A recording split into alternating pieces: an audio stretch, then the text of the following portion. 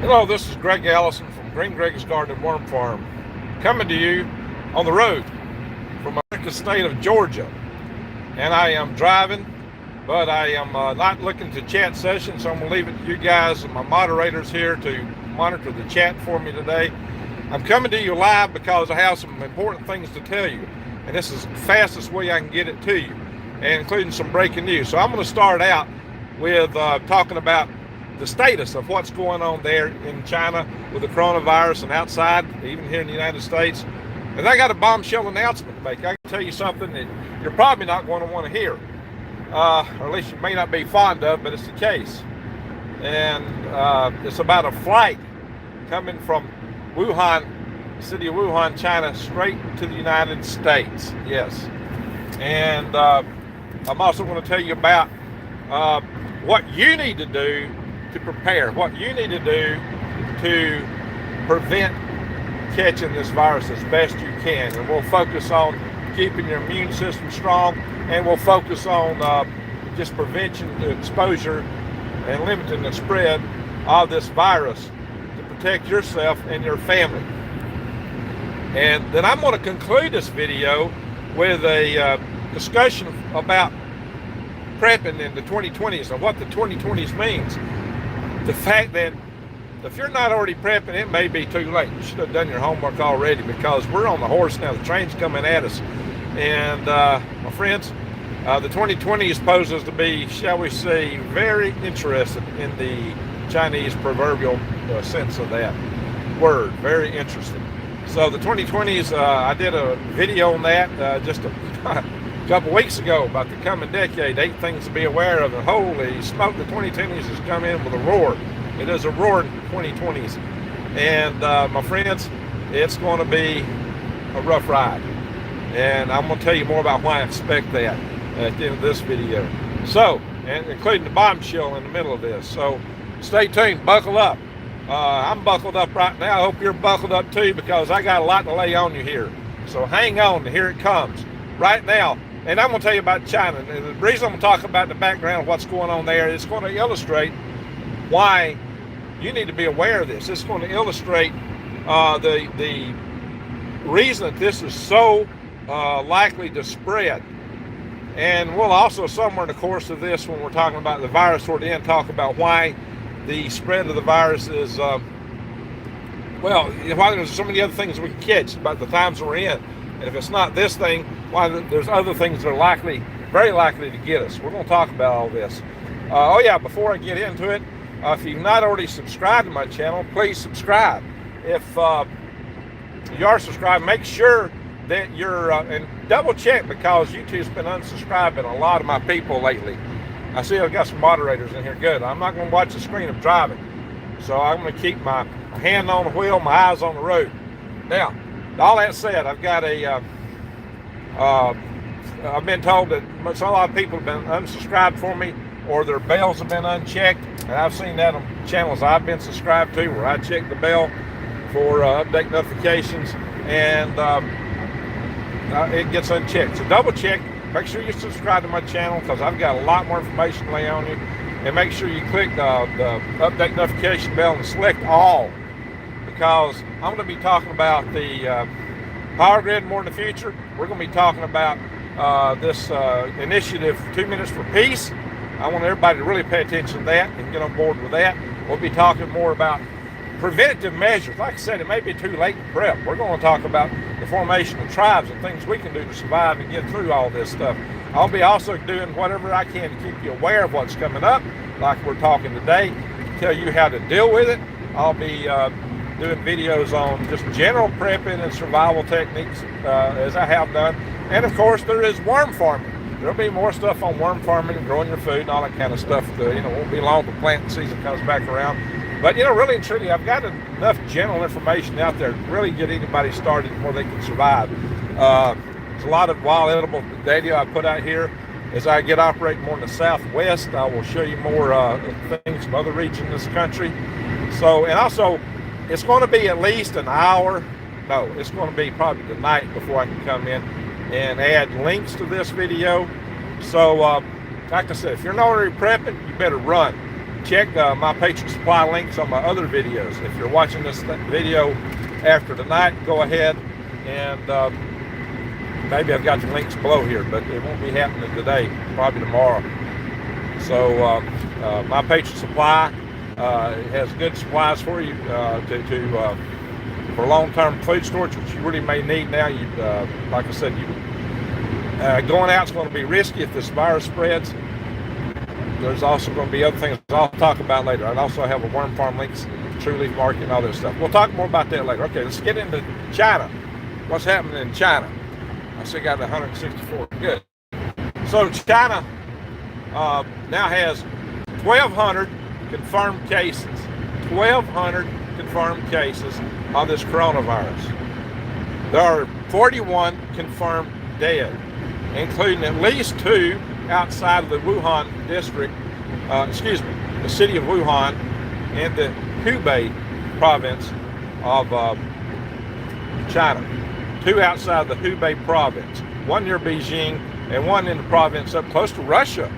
So 2 dead outside that district. That's very significant, and these numbers may be going up even since I've last looked, because these numbers are escalating fast. Last I saw was from like last night. They were claiming last night there was over 422 cases of unconfirmed. I know someone in Tennessee was being tested.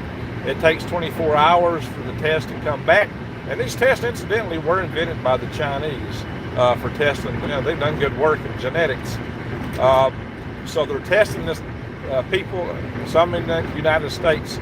There's a lot of rumors flying around. We know we have 2 confirmed cases in the United States of this coronavirus. There's 19 cases that have been confirmed outside of China. That number may be higher now, even since I last checked. And they include Singapore, Taiwan, South Korea, Japan, of course here in the United States, and other places. So, why am I so, look, hey, this is the first day of the Lunar New Year for China. This is Chinese New Year's Day. In China, this is like Christmas to us Americans. And yet China is locking down. So this is like locking the United States down on Christmas Day. Americans have a hard time fathoming that, and so do the Chinese, my friends. They have a hard time fathoming what's happening to them.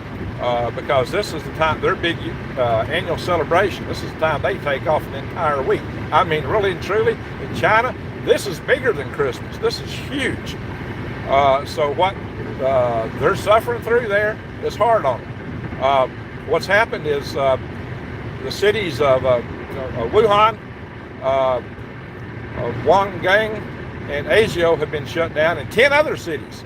So Wuhan's got 11 million. I hope I get the name right. Guangdong has got, and Azhou had like 8.5 million between them. And then there's the cities of, there's other cities there. There's like 10 other cities. What I'm hearing is a combined population that are being quarantined in China today is approaching the population of Canada. We're talking over 26, maybe 30, up to 30 some odd million people in China that are being quarantined, and that number may be going higher. So Greg, that's all great news, you might say. So this is getting contained. Well, not really. What you need to know is this. This is what I want to talk about, China, what's happening there. Wuhan is the big central city, big central transportation hub in China. Wuhan has, it's a hub of the high-speed train network in China, like a central hub. Wuhan is a main port on the Yangtze River that runs through China, the main river. Wuhan has international flights from that city all over the world to major cities. Wuhan has got flights that go to New York City. You know, we've already know that we got a person in Chicago. We know we got a person in Seattle. Wuhan has flights to London.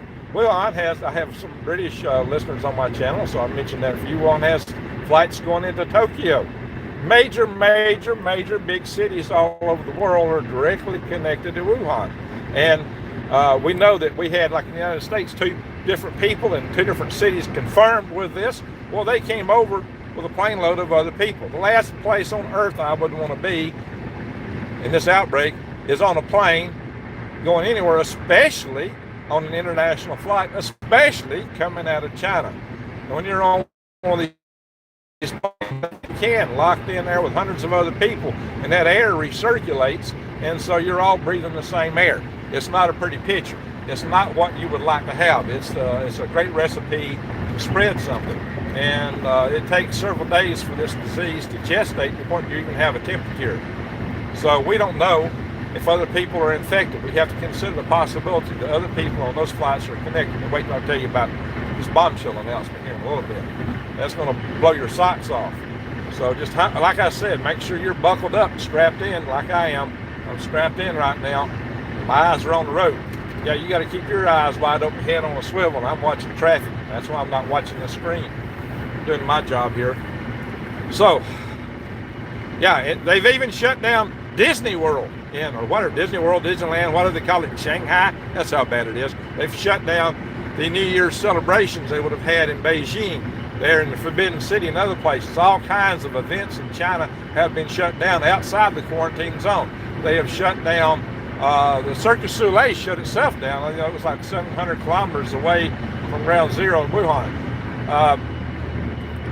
People are taking it serious. A lot of people aren't traveling. A lot of people are staying home. Yet I hear that some people are actually traveling into Wuhan because they want to be with their family at this holiday season.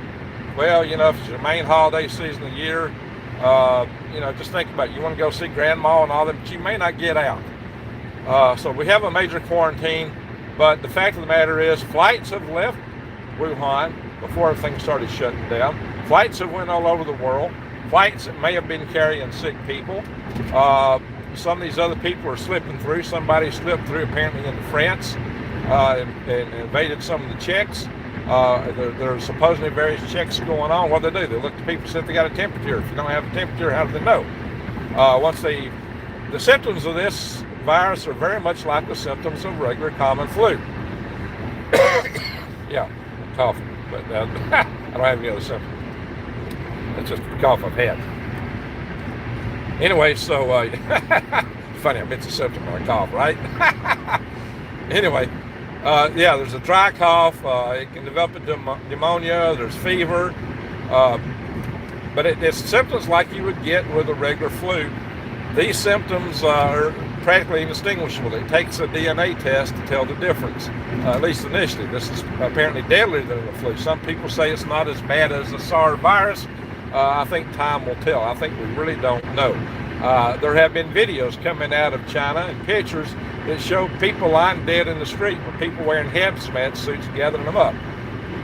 These are people that are dressed in suits like they were going to work. Are people just heading out and dropping over? You know, I don't know. That sounds crazy. It's hard to believe. Maybe the homeless people dress up in suits and pass out and get sprayed by the people in hazmat suits. I don't know, but the allegation is that these people are walking through the streets and dying. There's the pictures, there's videos. It's hard to ascertain exactly what that means, but that's a very frightening prospect. How in the world are you heading to work and you just drop over? You know, and what happens to those that make it to work? How is this stuff spreading? There's so much that we don't know. What we do know is it's a coronavirus. Yeah, some people tell me, oh yeah, the CDC has a patent for it. Oh, they did, but there's many strains of coronavirus, so there's still, like I said, a lot we don't know. But the interesting thing is, Wuhan district, excuse me if I'm too close in this camera, like I say, I'm not really paying attention to the screen here because I'm driving. So the Wuhan district in China is, excuse me, that's in the Hubei district. The city of Wuhan happens to have the Chinese equivalent of our Center for Disease Control, and they happen to have a high-level facility there for research into disease, and it was set up specifically to look at, get this, yes, the coronavirus. Yes, the coronavirus. Believe that? Wow. So, did this virus come from that meat market? It could have. It could have. I mean, they got a meat market there in Wuhan. They shut down after this. That had live civet cats, which were supposed to be banned after the SARS virus in 2003. They've got, you know, live animals right next to butchered meat. And kids, I mean, good grief. Excuse me. Kids butcher meat. Raw butcher meat. I mean, just on the counter. Next to live animals. We're talking civet cats. We're talking ostriches. We're talking all kinds of animals live at this meat market. That's just, we don't do that here in the West. We don't have live animals and butcher meat. We don't have butcher meat sitting around out on the table in the air. But that's what happens in most of the world. That said, that's just a prescription for something to spread. That's just asking for it, especially after the civet cats were blamed for the SARS epidemic in 2003. So it may have occurred naturally. And some people think this had its origin in bats and snakes. That's kind of an interesting combination. And I've heard people talking about people eating bats. Hey, I don't know. Maybe they're great. But, there's just certain things that seem risky. There's certain things that are scary. There's certain things coming out of that place that you got to keep your eyes wide open to. So, definitely because Wuhan is the center of transportation in China. It's central in China with a high-speed rail, with air traffic, international air traffic flying out of there to great cities over the United States. Yeah, that's been shut down now, but what got out before they shut the door? We do know, like I said, we have 2 cases in America, the United States. There may be others that we'll be finding out about. We just don't know yet. It could spread here from some of these other places that has spread to other people on other planes. It could spread anywhere. So my friends, there are plenty to be worried about here. There's plenty to be concerned about with this virus. Now, the reason I wanted to go into China is just to talk about what it means. The fact that it could be everywhere. The fact that this is a central hub. All right, I've been on that enough. So, what's this great announcement, Greg? What's the bombshell? Well, the bombshell is this. There's 1,000 U.S. citizens in Wuhan. 1,000. And our State Department has decided to evacuate them and bring them home. And they're bringing them home on Boeing 767, excuse me. No, not the 737. I think it's been on my mind, right? Been too many crashes of those things. The 767 is capable of carrying 375 passengers, so they can't get them all in one flight. Now, they've got one flight scheduled now that I know of. And they got special permission from the Chinese authorities to send this flight out of Wuhan. So, I'd be very scared about that. We had 2 people brought in from Africa back during the last major Ebola outbreak, and that scared a lot of us that we were bringing 2 live active Ebola patients out of Africa to the United States. Well, they were successful in containing them. They did treat it well, and maybe they can treat this well again. I don't know. So, that considered, this flight may be the first. They may do 3 flights. They're going to try to get everybody out of there. Just those that are willing to come. It's going to be hard to imagine anybody that wants to lock down in a city of 11 million where they can't get supplies in and out. That's not a pretty picture, my friends. That's not a pretty picture. That's the reason you may want to start prepping really soon, because we may be locking American cities down. We'll talk more about that in a little bit. So, I can imagine those people would all want out. Who gets out? Is it just the elite? Will there be more planes? 1,000 people is not going to fit on one flight. We're going to have 3 flights coming out of Wuhan, coming to the United States. They're claiming they're going to have medical professionals on board to try to take care of things, but holy smoke. Being on a flight coming out of Asia, coming out of Wuhan, if those guys have got it, chances are real good that everybody else can get it. So, all that said, that's something to think about, that's something to worry about. Like I said, this is a real time to have your head on a swivel. Have your eyes wide open and head on a swivel, because, my friends, it's getting interesting really fast. So, back to that CDC equivalent in Wuhan. There's the Astronomer Royal of Great Britain is Sir Martin Rees. He wrote a book several years ago called Our Final Hour. In that book, he said that the chances of society, civilization surviving 100 years, he only gave it 50-50. I think he is very optimistic of himself. For certain things he did take into account. He did understand our reliance and our vulnerability on things like our power grid, our nuclear power plants, our willingness to take dangerous experiments with physics. He actually wrote about those things in his book, and he is a physicist and astronomer royal of Great Britain. And Sir Martin Rees, his main concern was bioera and bioterra. Bioterra and bioera. Well, we know what bioterra is. That is where somebody unleashes these organisms. That could be a state actor, or as our dear friend Bill Gates pointed out a couple of years ago, Bill Gates said he expected in the next 6 months, 2 years ago, that there would be some disease that would wipe out 30 million people. Holy smoke, Greg. 30 million people. Well, that didn't quite happen within the 6-month window he was talking about. Of course, he was trying to promote his new development of a universal vaccine, which I'm sure everyone on my channel will be just anxious to roll up their sleeve for first chance, right? I think I'll pass on that myself, especially considering his background in promoting, well, his family's ties to things like eugenics, considering his harping on we having way too many people in the world. Yeah, this concerns me a little bit, my friends. It does concern me. I think you know what I mean. So, bioera, Sir Martin Rees believed would be just as deadly as bioterra. Bioera is an accidental release. Because, hey, we ship some viruses accidentally from CDC all the way across the United States.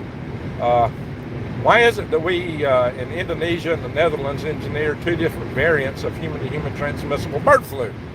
Holy smoke, that was crazy. I mean, you know, did they ever watch Jurassic Park? Where they come up with the term life finds a way, or life will find a way? And that probably predated Jurassic Park.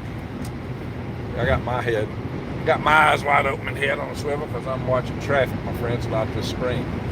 So, all this said, and I'm on a straightaway on the interstate, and the traffic is light.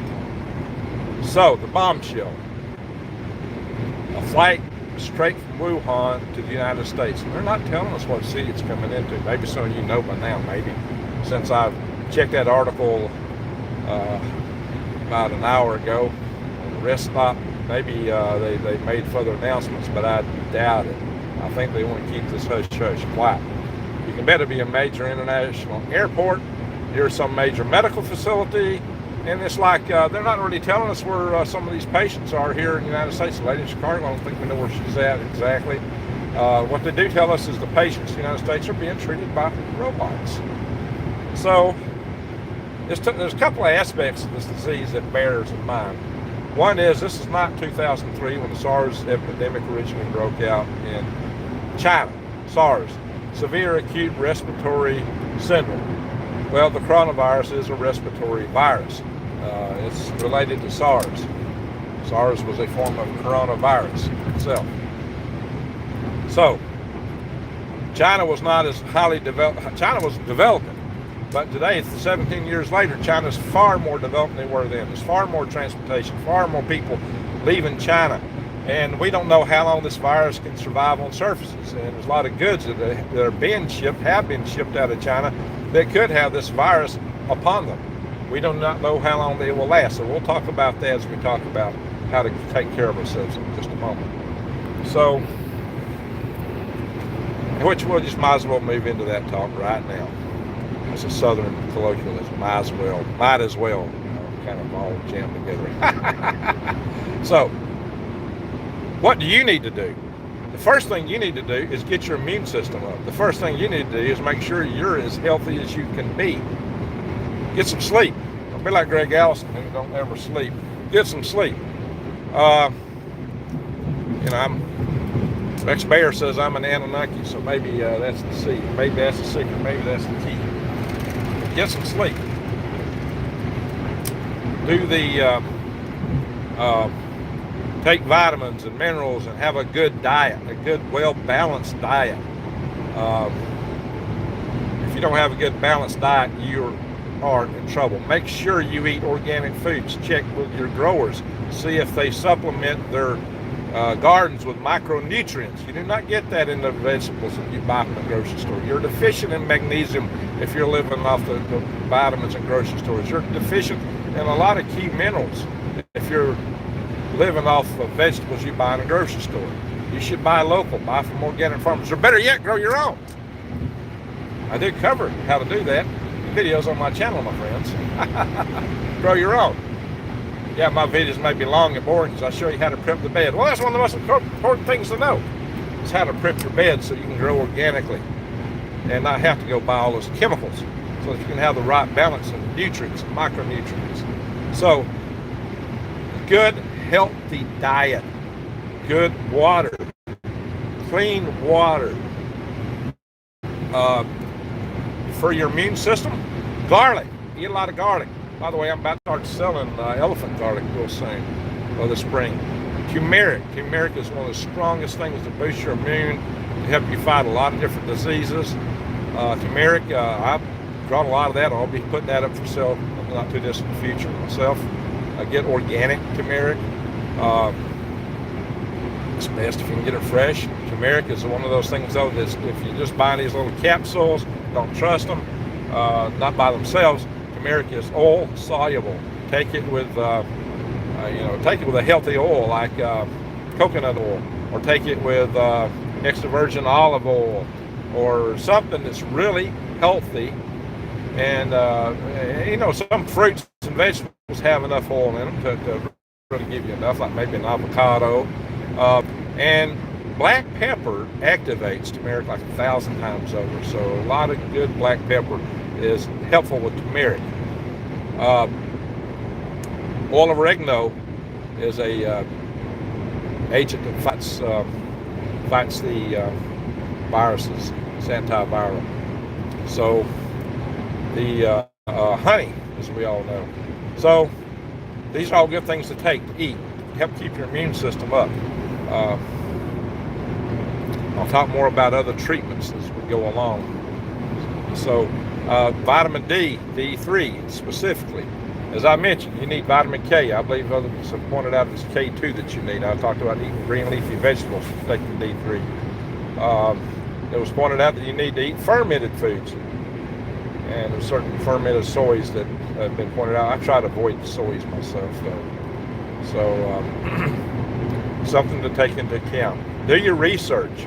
I'm not a medical doctor, so let me give you the disclaimer. I'm not offering you medical advice. I'm not telling you what to do or take. Do your own research and consult with your doctor. That's what I'm supposed to say. Yeah, we have such a freedom of speech in this country. Yeah, right. So, all that said, prevention, avoidance of the contaminant is also a major line of defense. The last thing I would want to do is fly in an airplane right now, especially one coming from Asia, as I've mentioned. Specifically, Wuhan, yeah. Wow, I would not want to be on that plane. Of course, if I was there and want to get out, I might take that ride. Holy smoke. Because it might be better than being in that city. My friends, that's a thing to consider. So what to do? How do you avoid it? A lot of people talk about face masks. A lot of people talk about surgical masks in particular. Well, there's debate about the effectivity of face masks, actually, including surgical masks. You don't want a flimsy one. You want one that's pretty thick, because a thin one, as you're breathing in and out, the moisture from your breath collects on it and gives a place for these viral particles to lodge, which could increase your infection, actually. So you want a really nice, thick surgical mask if you're using one. That is if you're trying to prevent yourself from getting it. If you are sick, you should wear any kind of mask that you possibly can wear to prevent the spread from you to other people around you. If you are sick, yeah, you still have a pretty good chance of survival, but you don't want to imperil your friends, your neighbors, your loved ones, your family. So be decent. Don't share that kind of love. I always tell you to share love, but don't share that, because that's not love. That's really nasty. Keep that stuff to yourself. Do everything you can to keep from infecting other people. Now, a lot of you know that there's plans and notions for how to quarantine people in your home with a virus using plastic sheeting and duct tape, seal off a room. There's other channels that cover that. I'll let you find it there. Do your homework on that stuff. Like I said, we're getting to the point that you need to know the stuff on prepping on your own. You need to get this. You need to have it because we're on the horse now. And that horse is bucking. And the train's coming at us. We're on the track, my friend. The trains are coming at us from every direction. So, prevent the disease. Don't touch surfaces that have or that other people are touching on a regular basis. Doorknobs, door handles, door panels. Those little pins and all the checkout counters, the ones that you sign glass on, really, really, really bug me. I do not touch them. I try to tell the people to hit the cancel button or whatever to print me out paper to print a receipt. Or if you have to, use one of them fine a bag or a shopping bag, something else you can grab and hold that thing with, because that's a small little device that so many people touch. Shopping cart handles. Carry some hand sanitizer. I hate that stuff with that chemical chlorosan or whatever it is, but it might be the thing to do. I like to use alcohol a lot, but alcohol does have a limited effectivity against viruses.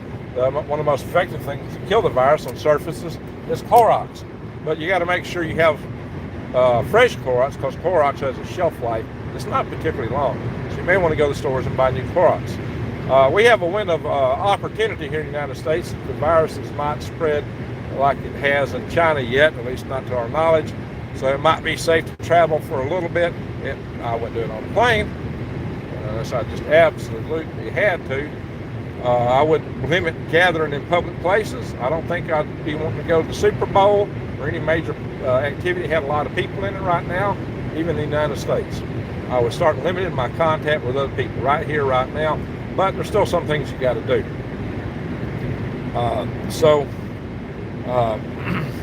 One reason I bring up, if you work, you got a job, you got to say, well, I got a week's vacation, I don't want to go to work, or you got so much sick leave. How do you take that? How do you use that and not run into problems with running out? You might want to wait a little bit before you invoke that, because it's probably going to get worse in a week or two from now if it's going to happen than it is right now. So you might want to save it. And I'm saying might. You got to do your own research, your own thinking, your own consideration on that, because there's a lot of variables that go into that. So you have to pick your own choices. A lot of you work in public places. You have no choice. I can't help you with that. If you live in a city, God bless you. That's all I can say. Cities are going to be a bad place to be in a major pandemic, a major epidemic, because you're in a petri bowl, my friends, a big petri bowl. So that's one of the things today that makes our society more vulnerable. It's not just the mass transportation, the mass shipment of stuff. It's the fact that we have so many people in the world living in cities. Think about it, the 1918 Spanish flu that occurred back in the World War I. It spread around the world, killed millions. It did it at a time when we did not have international air travel to any large degree, which it just wasn't happening then. It didn't happen in World War I. We didn't have that. People traveled by ships, and not a lot. Even travel from city to city was not frequent. Most people lived on a farm. We didn't have most people living in a city like we do today. So today we have a lot of people crowded in small spaces. We have mass transportation in and out of those spaces. We're ripe for something big to hit. So that's something to take into consideration. Now back to what you need to do. Like I said, Clorox. Like I said, Lysol. Get a Lysol spray. That kills a lot of germs. Spray it on a lot of surfaces. If you buy things and get things from China, spray them. Go ahead right now while we have this window. This is why I brought up the window of opportunity. This is the time to start stocking up on groceries, water, anything you need. If you're in a city or you're in a place that gets under quarantine, you're not getting in and out. But that also means food and other supplies are not getting in and out either. Store shelves are going to be bare. And do you want to be out shopping and exposing yourself to the public at a time when this stuff is running around? Do you really want to do that? That is something to think about. That is something I would not want to do. So Think about it. Keep your eyes wide open, head on a swivel, and think. You do not want to be out. If this thing is really spreading a week or two from now, do you want to be exposing yourself to other people? Stay home much as you can. Family and friends may want to come to you. Well, if they're sick, do you want to expose yourself? Do you want to take a risk? Do you have kids in your home, or you want to risk your kids? It may be grandma or grandpa, but maybe they got to stay home. Or maybe you'll make a visit to them and bring them a care package. You have to consider, how do you do these things? You have to consider, how do you take care of them? You've got to consider alternative means of caring for those that you love if they're sick and not in your home. Do you want them in your home? If you've got to bring them in your home, or if somebody in your home gets sick, how do you deal with that? You might want to consider doing something like using those rooms I mentioned. You might want to quarantine a room. You might want to use that plastic sheet. You know, you can get that plastic sheet in just about any building supply. If you not got it already, or in a place that has painting supplies, they have plastic sheet. You could use greenhouse plastic. It's a little pricier.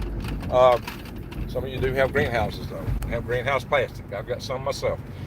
Duct tape. Wow, you need duct tape. Duct tape your house up, and if you got a HEPA filter in your air system, it might be a good way to prevent stuff from coming in. Every time you buy something, spray it down with Lysol. You don't know where it's come from, who's handled it. Or clean it off the products if you can. If it's a fresh vegetable, wash it best as you can. Well, friends, we're living in dangerous times. There's a lot to do to prevent this stuff. I'm sure there's been a lot of suggestions here in the chat session of things to do. So, I'm not sure I'm going to have any time to check, even pull over for a minute and check the chat session. I might just for like 1 minute here as I'm concluding in a little bit. So, all right, so we've talked about all these things. We've talked about the disease. We've talked about this bombshell that people come over. We've talked about things you can do, your immune system, to prevent exposure. Just common surfaces, anything anybody touches. Oh, one other thing, absolutely. It's not just covering your mouth and touching. Your eyes are a vulnerable point of entry, my friends. Your eyes. Make sure when you're out and about that you got some eye protection. You know, something to cover your eyes over, because these viral particles floating around in the air could come in and out of your eyes. Also, rhinoviruses are typically caught once you touch a surface. People put their finger to their nose, their mouth, their eye. Bam, it gets in right there. Putting it to your eye, your nose, your mouth, the mucous membranes. Keep your fingers out of your face. Wash your hands frequently. Wear those gloves, the natural gloves, when this stuff starts breaking. I hate gloves, absolutely hate gloves. But you know, there's just things you got to do. You got to live differently. You got to think differently. If you are wearing a glove, maybe before you just unconsciously put it in your face, you'll see it go, oh no, I can't touch it. I can't touch it. Don't touch this. You know, think about, what was it, Arsenio, who was it used to say, you can't touch this? MC Hammer. Yeah, go to MC Hammer from back in the 80s. You can't touch this. Yeah, you can't touch this. That's good advice. Don't touch it. Stay out of it. So, now, we'll get to the 2020s. I've said, you know, hey, the things you need to think about to avoid touching this, the things you need to look at to keep your immune system up. Oh yeah, do elderberry. Elderberry jellies and all these kind of things. Elderberry is a strong thing for boosting your immune system and fighting virus. Elderberry, if you got it, use it. If you don't, try to get some. If not, hope you can go to spring or find sources of it. And that stuff's coming up wild all over my place like crazy. So elderberry, it's a strong fighter of virus and things like that. So, why do I think the 2020s are going to be such a crazy time? Well, many reasons. One, our magnetic field is dropping. Two, we're in a solar minimum, seemingly into a grand solar minimum. The cycle is right for grand solar minimum. Whether you do or do not buy into global warming, you're going to get cloud nucleation. Cloud nucleation does cool things a bit. Cloud nucleation prevents some sunlight from coming through. Sunlight is one of the things that helps keep our planet sanitized. Well, the rate of disease spread in these times. So that's things to be aware of. Food production is at risk. Nations are at stress. We have we have one of these things going on between us and China today, where China is the rising power and the United States is the dominant in place power, and that's going to create a lot of global tension over the next decade. How is that to be managed? Is it possible that what's happening there today is somebody's take on how to stop that? I hope not. There's going to be a lot of speculation. Like I said, there's a really good chance this thing was natural. There's also a chance that it may have escaped from the labs there in Wuhan. It could have been released intentionally from there because maybe somebody thinks we got too many people, or maybe somebody over here is behind it. What a better, if it's not natural from a meat market, what a better place to plant it. It did start from the owners of the meat market, by the way. So, that is, whether it got planted or not, that's where it started. And like I said, chances are it was real good that it's a natural thing. Because we are going to have to worry about natural things like that. Natural, and man-made. Given the propensity for bioerror and bioterror, and I cover that in my Nuke in Every Pot video. You need to see that. So we've also talked about, there's one other thing, one other reason that the 2020s are shaping up to be a wild, wild ride. There is a certain agenda promulgated by the United Nations that is called 2030. My friends, it's 10 years of 2030. If you know what I mean, that's a signpost. You know what I mean? To get where they want us to be between now and then, a lot of things would have to happen. A lot of things that you might not find too savory or too pretty. A lot of things that you may not be happy with. A lot of things that could be deemed to be extremely detrimental. And I'm one of those that would tend to agree with that aspect of it. I'm not a fan of the kind of things, they sell it all on good sounding terminology, but when you read the writings of the authors, it's scary, the kind of thinking that they've got in their heads, the guys that are coming up with this. It's scary what they really think. And a lot of that is reflected on a certain set of stones, a certain set of rocks erected in Georgia, the state I'm in right now, although several miles from where I'm at. So, yes, guidestones, that's what they're called. I'm trying not to put too many words together, since we have such a wonderful gift of freedom of speech in this nation. Yeah, you know what I mean. So, there you are. You got what I'm talking about. Yeah, part of why I think we're in for a rough ride, a really rough ride. I'm going to find a place to pull over here shortly where I can check some of these, at least a little bit of the message room, chat room conversation. I can do a brief check when I find a good place to pull over. I'm not there yet. So, my friends, we're in for rough times. My friends, this decade looks like it could be a really wild ride, a ride that's not at all good in any shape, by any stretch of imagination. So I want us to form communities to take action, to be proactive. I want us to take steps to try to get our grid hard. We still can. There are still powers in numbers. I've got an event coming up that I've been asking you guys to participate in. Look at my videos for 2 p.m. Eastern Standard Time on the 2nd of February 2020, 2 p.m. 02/02/2020, 2020. 2 minutes for peace. A 2-minute session of silence, silent protest, a prayer, a meditation to try to pursue peace. And we're at a time where that's right. We're at a time where the people in Iran are wanting the Ayatollah to step down because they discovered that 2 missiles apparently hit the Ukrainian 737 taken off from there. They are not happy with that. There were a lot of students from Iran on that flight. The people there are extremely unhappy. They have been. And that unhappiness and dissatisfaction is growing. maybe this will be a good opportunity, a good excuse for the United States to pull its boys home, boys and girls, ladies and gentlemen that we have over there. We're sending a lot more people over. We need to de-escalate the tensions around the world.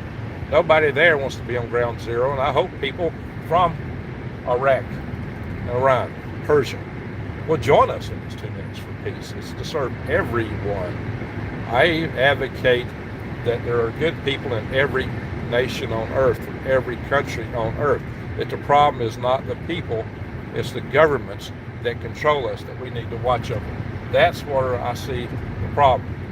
And the best way to get their attention is just to stop things. Let them see that we're of one mind. Let them see that we're coming together. And we're going to take a few more bites at this apple. This is just the first exercise of our muscles in this direction. So, still don't see a good place to pull over. I am out in the middle of nowhere, my friends. So there's a community coming up soon. So this is what we need to look out for. This is where our opportunity is. That we can start doing things ourselves, being proactive to mitigate the effects of what's coming at us. I know service will have some prophecy, we can't do anything about it. What's going to be is going to be, but you can still change your relationship to it. The relationship that you have to deal with, the relationship of your family with it. You can still protect your family as much as you can.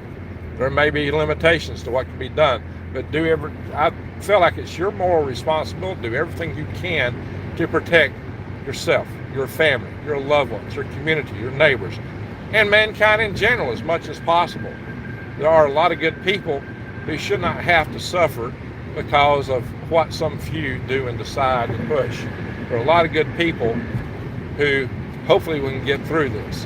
If nothing else, the communities that I want to start, tribes and communities, we need to have these set up. And hopefully some of us through these communities and tribes can pull through. And if it's the worst of the worst, if the worst thing possible happens, we can start a new beginning on the other side and build a better tomorrow, one far better than what we are dealing in today. We can start a new blossom, a new world, and make it far better than anything we've known. We need to have enough people to retain the memory, pick things up, that can understand what went wrong. And so hopefully we don't repeat again. So hopefully we're not living, like a bunch of cannibals, that we can grow our own food, that we can live a more prosperous life on the other side of whatever happens. And I think I'm about to see a place to pull over up here. Yes, there's a store. I need to believe right here. Is there a store? Yeah. No. Exactly. It's like a little bit there. All right. We're coming up on the community. I see community right here. I want to pull into. So I'm going to pull over in just a couple of minutes. I'm going to check the chat session and conclude the call. So, or conclude this podcast. I have a great channel. You're great people. The fact that you stuck with me, the fact that you follow these videos and listen to this channel, you're the kind of people who can make the change to make this a better world. You're the kind of people who's got a good chance at surviving. And if all these things don't happen, at least we can make the world we're living in today a better world. All these things hanging together to do that. So, I can pull over now. Yes, sir. Now I'm pulling over. Get off the road for a second so I can see what you fine people can say to me here real quick. And my apologies for not being able to check everything you've been saying so far. And let me put on some spectacles here where I can see a little better. Put on another set of eyeballs.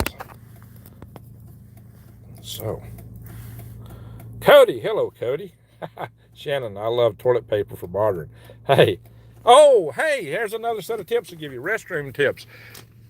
My friends, if you go to a restroom, put toilet paper on the seat cover, and then you can lay a little sheet across the water just so it don't splash back up on you, if you know what I mean. True helper, Mr. Allison, you rock, my friend. Thank you. Love all your messages, says David. Thank you, David Becker. Skyland Wolf, okay.